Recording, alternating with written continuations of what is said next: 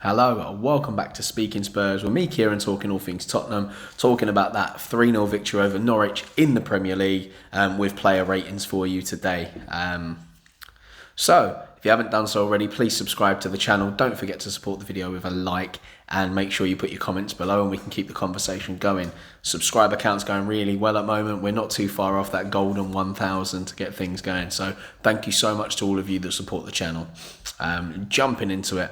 So the 3-0 win lifts us to 5th in the Premier League, 2 points off 4th with a game in hand. However, I think Arsenal play and then can leapfrog us again. But we'll still have a game in hand on them regardless. So the goals were scored on the 10th minute, 67th minute and 77th, provided by Lucas Moura with absolute peach of a goal, Sanchez and Heung-min Son. So one change from the Brentford game in terms of player personnel. That is Tanganga, who came in for Emerson Royale, who wasn't in the squad at all. Is not injured, he was just ill. That's the reason he wasn't there. Otherwise, I'm assuming Royale would have retained his position in the side. Now, so that means the side was Lloris in goal, Sanchez, Dier and Davies as the back three, Tanganga and Reguilon on either side, Hotspur and Skippy maintaining their partnership, and then Moura, Son and Kane as the front line. Then the subs that were used in the game are Ryan Sessenjon, Matt Doherty and Steven Bergwijn. Well, if we go from the beginning of the game, look, Norwich started off the better side without a doubt. They came out the traps and Pukki forced Lloris into an early save. That was inside 3 minutes. Skippy then drove his way through the midfield. Bearing in mind this is the former team of Norwich that he played for in the Championship, helped promotion, and he was absolutely sensational for. But yeah, drove through the midfield, and then it was a really tame shot at Tim Krul. But don't take it away from the desire and hunger to get there and driving through the centre of the pitch. Moura, for his goal, it was absolutely majestic, wasn't it? A lovely bit of solo play from him. Knocks the ball past Billy Gilmore, goes round him, plays a lovely 1-2 with Sonny. Then he takes his first touch. There's the defender on his back. He then turns back inside and then unleashes the shot into the top corner. Krul wasn't far away from being able to make the save, but let's not take away from it. It was absolutely stunning. What a goal! It was just breathtaking to watch from start to finish, wasn't it? And that's where we see the best of Moura, what we want from him, taking players on, a bit of creativity, banging in a goal.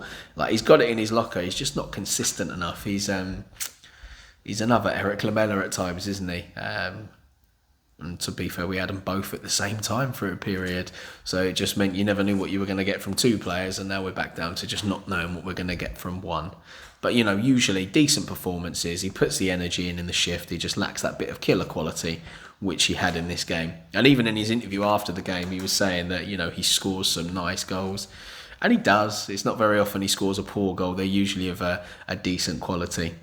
Where are we after this? Oh yeah, so we created chances throughout the game, and it's nice to see we're actually getting shots again in games. We had a total of 17 shots in this game, which is much better than that period of time where we didn't have any shots on target for, 2.5 games, 3.5, something like that. Shocking.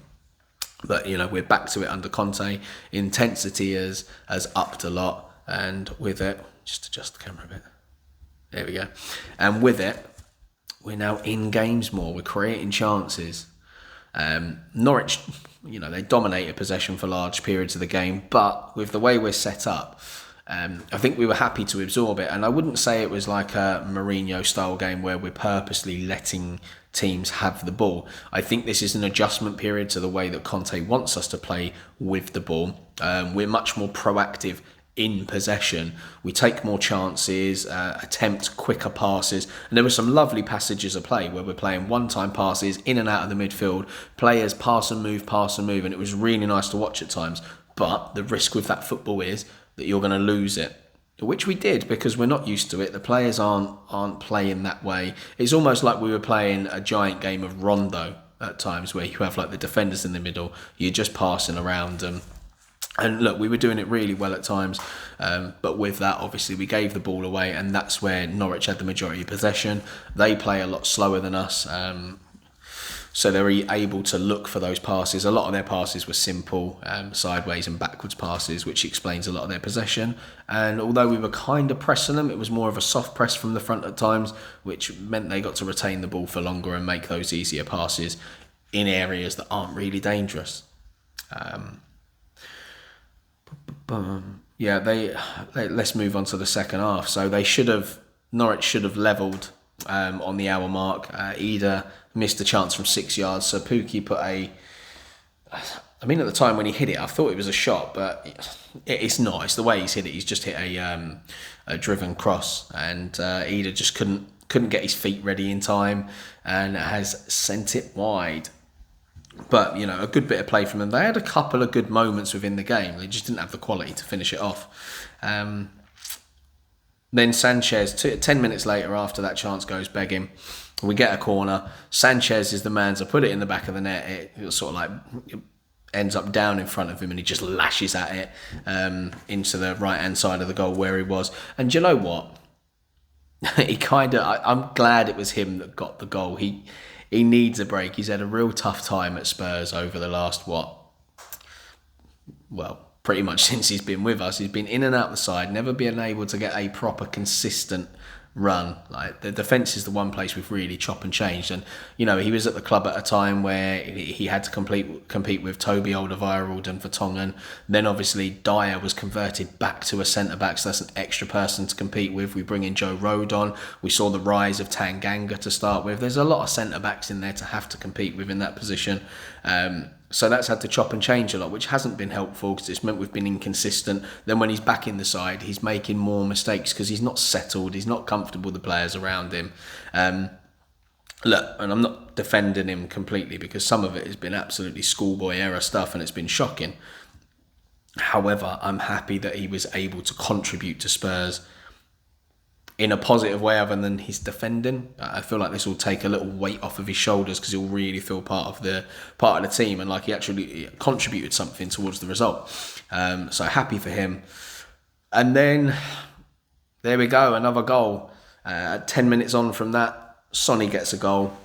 So he's got his assists, he's then got his goal. And that man, Ben Davies, the attacking force from centre-back, marauding up the pitch once again. Played a 1-2, then he's in the box, lays the ball off to Sonny for Sonny to then fire it home for 3-0. That was it, the game really, in terms of the basics of what happened. Let's talk about what Conte said. He thanked the fans for singing his name. He's very happy that so early on in his tenure, the fans are warming to him, but he says he wants to earn it, which is great. Said that Lucas's goal was amazing, but says he has the quality to score more and that he should score more. And this is what I like about Conte. Like, he's not just going to come out and praise the goal and that's it. It's a case of he should be scoring those goals and he should score them more often, which we've all thought of Lucas Moura. He definitely needs to contribute more towards the final results in games. He has the ability to do it. It's just so frustrating at times when he's doing things and they don't come off. Sometimes he's a bit like a headless chicken, a deer in headlights. He takes on one too many player or just plays the wrong pass, or he's so knackered from his sprint that he can't hit the ball he wants. But yeah, this was Moura at his best. He also said that we were good with and without the ball, and I thought we were. I thought defensively we were okay. We held our shape. Norwich didn't really threaten too often in a proper dangerous sense. They had a couple of moments, but any team in the Premier League is going to get moments, let's face it. They're in the best league in the world, some of the best players in the world. And let's not get carried away. Look, this 3-0 win, although it's good, yes, Norwich are a poorer side, so we need to remember that as well. So I don't want us to get carried away with we're back, we're on a good bounce. We've got some difficult games coming up over this Christmas period. They're coming thick and fast. We've got Rennes up next in a game where it's pretty much a must win for us. We're more than capable of winning it. But yeah, let's not get carried away with this. It is Norwich. They've had a very poor start to the season. They changed their formation for this game and went with the three at the back under the new manager, Dean Smith. They also had a lot of youngsters in the squad, a lot of people under the age of 21. So very inexperienced in that sense, although it did offer them a bit more energy on the pitch. So we have that, and they've got the new manager effect, so that goes in their favour. So on balance, yeah, we won't get carried away with it, but it is a good result, and it's a good sign watching us play. I mean, the result, yes, it's important to get the 3 points, but the 3-0 doesn't bother me. We could have won 1-0 and I'd have been happy if we'd have still played the same. And that's the most important for me now that, there's a new manager in and we're listening to his ideas, we're implementing it, and we're playing with an identity and passion and fighting to win. So let's talk about the players themselves. If we talk about player ratings, okay? So Lloris, I'm only going to give him a 6. And once again, with goalkeepers, it's rarely their fault, the rating that they're given. It's just the fact that he didn't have lots to do. He had to make the early save from the Pukki chance. He had a shaky clearance, but Dier didn't exactly give him the best ball back. So he shanked that one out into touch. But apart from that, didn't really have anything to do. Sanchez, going to give him a 7. Shaky early on in the game, but he improved as the game went on. He grew into it with his confidence, and then obviously he lashed the ball home for the second goal. Eric Dier comes away with an 8. I thought he had another very solid performance, didn't really put a foot wrong in the game. And let's just face it, like all you Dier haters out there, you're just going to have to accept that he's having a good season, all right? He hasn't made any major mistakes that have led to goals this season. He's been solid, he's been winning his balls in the air, he's been making good tackles, he's been commanding and telling the other defenders around him what to do. We're just going to have to accept that Dier's doing well this season, all right? Ben Davies, oh my God, what a revelation this guy has been under Conte. And I feel like this is a pattern you're going to hear from me going on now. And there's been more Davies haters out there than I think there's been of Dier's.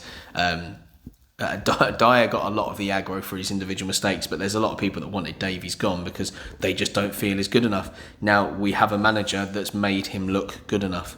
And I say made him look good enough, that's a bit unfair. He's just playing in his preferred position. And it's amazing. Like, he was solid defensively. He's now one of our best attackers.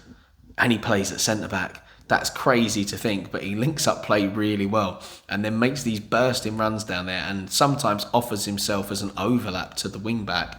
But most of the time he offers himself inside. He'll play the ball out to the wing-back, make an overlapping run as a front post runner, which is great because it takes the defender with him, which frees space up for Kane in the middle. And it nearly worked a couple of times.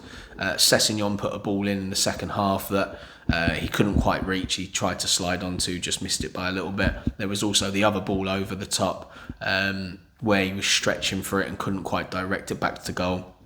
Look, so I'm really, really impressed with Davies. He was also the one, he got the assist for Sonny's goal, and then he also had the header from the corner that led to the Sanchez goal as well. So good things from him, and may he keep it going.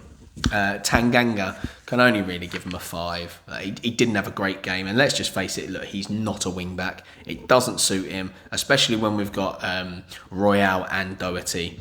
So look, he had some decent moments defensively in the first half. Attacking wise, where it went wrong for me was he kept getting forward, and every time he got there he wouldn't take the man on for that last little bit to put the ball in. He would turn round, cut back inside, play it backwards, play it through the middle, and it really slowed us down in attack, whereas Royale may have carried on bombing forward and putting the cross. And then also he had a little scrap, and he's been having these in games of recent. You can see it, he's got that feistiness in him, and this time he was up against Williams of Norwich, and just like it happened against Crystal Palace with Zaha, he wound Williams up, and then Williams' game just became better. He was gunning to take on Tanganga, and then everything came down that side to the point where he needed to be subbed off after the hour mark and replaced with Doherty, who arguably was a lot better than him.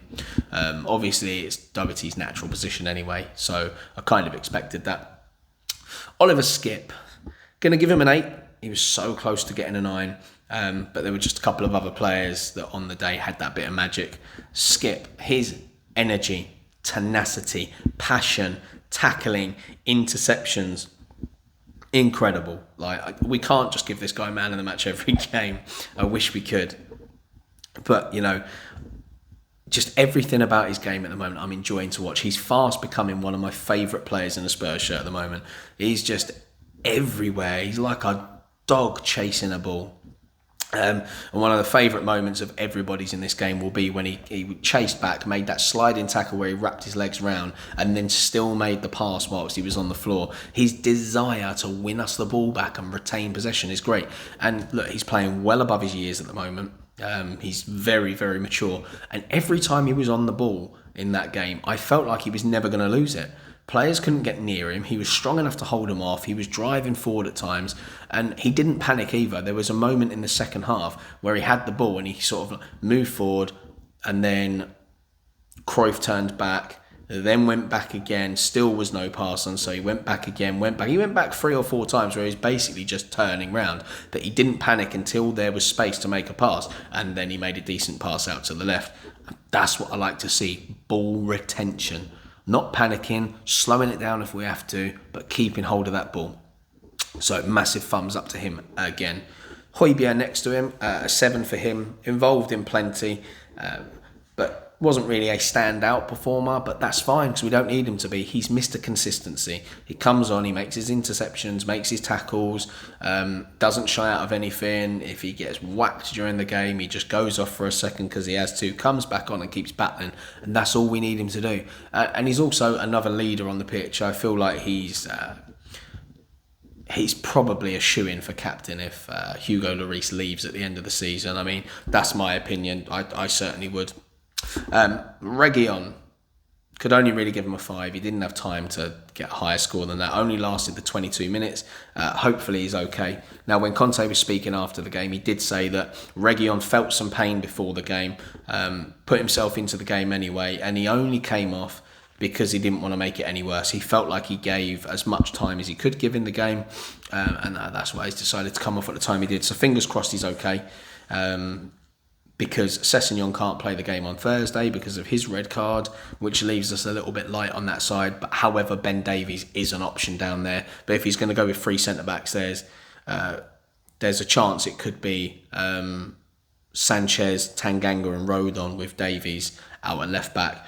But I can't see that happening. I think he'll probably go with Dier, Sanchez and Ben Davies still as the left-backs, and maybe use as the centre-backs, and then maybe use Tanganga or Doherty as left-back, as long as Emerson Royale is back from illness. Right, now moving into the attacking area. We'll start with Kane because he got the lower score of them. Kane only gave him a 7. However, in the first half, he had some good link-up play. He just can't buy a Premier League goal at all at the moment, can he? Not through lack of trying in this game, though. He tried that clever chip from distance when he saw Krul off his line, nearly came off, and if it had been on target, it'd have been in, but it went wide of the goal. He had another shot that Krul made a decent save to that was put out for a corner, and that actually led to Sanchez's goal, so don't mind that at all. He had a weak header. Look, the thing is, yes, he can't get a goal at the moment, but he did work hard. He offered us an outlet in this game. He was very clever with his passing, and he's trying, all right? So I'm not going to criticise him too much from this game. He's got a 7 just because the quality wasn't there, but that is not through lack of trying at the end of the day. So, look, it's the right steps. Then Sonny. Sonny got a 9. He tried to make things happen all game. The little 1-2 with Mora for his goal. He was also the one that provided the corner for the Sanchez goal. He got himself in good positions and then rounded it off by getting himself on the score sheet as well. So it'd be unfair not to give him a decent score with the performance he put in and the quality that he added. Now moving on to my man, Lucas Moura, giving him a 9 as well. But slightly edged it over Sonny. I know Sonny contributed more technically in terms of stats, but Moura's energy, like what a goal as well. Great goal. He's probably not going to hit another one like that for a long time. The first half, he was absolutely everywhere. I felt like not just in an attacking sense, although every time he picked up the ball, Norwich had no idea what to do with him whatsoever. He was wriggling in and out of players, being clever, being creative, the Moura that we want to see. Second half, he dropped off a bit, but I'm going to put that down to 2 things. Like, 1, the amount of energy exerted in that first half, and number 2, Norwich figured out the only way to deal with Lucas Moura is to foul him. That's just what they ended up doing. Just little cynical fouls. So well done them for figuring it out. Now, moving on to the subs, Ryan Sessenjon got more game time than he would have been expecting in this game, coming on for Reguilon. He was a threat. Like, his pace definitely gets him going at times. He picked up the ball, drove down the wing. The quality of his crosses wasn't necessarily great, but he was trying to put them. He was trying to put them in the right areas. He was doing like these low cutbacks.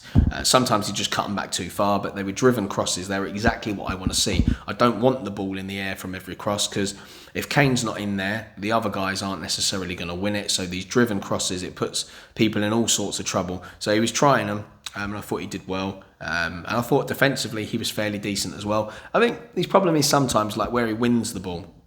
He hasn't got the confidence or the quality at the moment to put the ball where he wants it. He's kind of winning the ball and it's just going off anywhere. But the important thing is he's getting into the positions, he's making the tackles, and he was trying. Considering the amount of time he's been out for and hasn't really played for Spurs, I think he did okay. Doherty came on for Tanganga, and I thought he did a much better job than Tanganga. I'm not going to say he was great, but I thought he was solid. He did the job that he was asked to do, tried to join in with the attack, hit a lovely ball with the outside of his foot. So, yeah, well done for him on that cameo. And then Bergwijn, didn't give him a score just because he wasn't really on for long enough to do anything, but there were some nice touches. There was that moment where he was back defending, we picked up the ball, and he done that little drag back and flick round for Doherty to burst onto the ball. He did take a little knock right towards the end of the game. Hopefully that's nothing, because I feel like he will get a chance Thursday to show what he can do against Rennes. So that's who we've got up next in the Europa Conference League. Fingers crossed we get the victory in that game. Hopefully Arsenal don't win their game, and that will keep us smiling a little bit longer and will keep us in the position we're in the Premier League. But look, things are looking up. Undefeated in the Premier League for Antonio Conte. 3 wins from 3. May it continue. He now joins Harry Redknapp and Ryan Mason on that. Let's see if he can get over the line with another victory. So undefeated at the moment in the Premier League, which is lovely. So we're on the up with the players that we've currently got as well. No new players in yet. January to look forward to. Hopefully we have a good festive period. We've got some tough games coming up in that spell, but some very winnable games. I mean, Leicester aren't on the best run of form at the moment. We've got them. So we shall see what happens. But thanks for sticking around for the video today. I'll be back tomorrow with some transfer news. And I know that's the videos that you all prefer out there. I can see that they're the ones that get the most views. We love a little bit of transfer gossip. So thanks for sticking around today, those of you that have. Don't forget to subscribe, like and comment. And until tomorrow, come on you Spurs.